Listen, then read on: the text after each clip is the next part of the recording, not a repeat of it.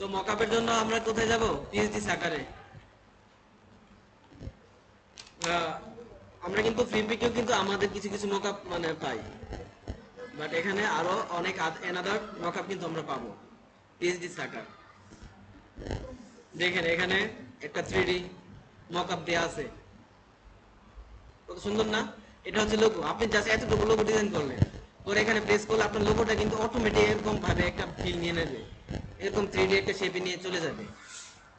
এই যে দেখেন এখানে ফেডেক্স লোগোটা ডিজাইন করে কত সুন্দর একটা, যে দেখেন ব্যাকগ্রাউন্ডে একটা কি গ্লাসের একটা অফিস আছে, অফিসের পিছনে গ্লাসে লোগোটা দেখতে কিরকম এরকম কিন্তু দিয়ে রাখছে। আমরা কিন্তু এখান থেকে ডাউনলোড করে আমাদের লোগোটা কিন্তু এখানে প্লেস করতে পারবো।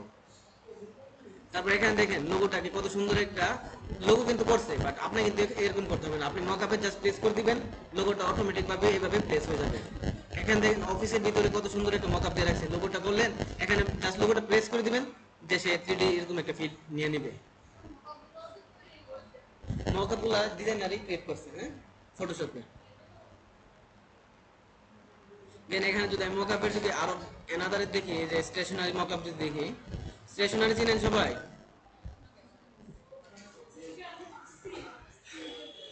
ক্লাসে করবো না আজকে, জানগা।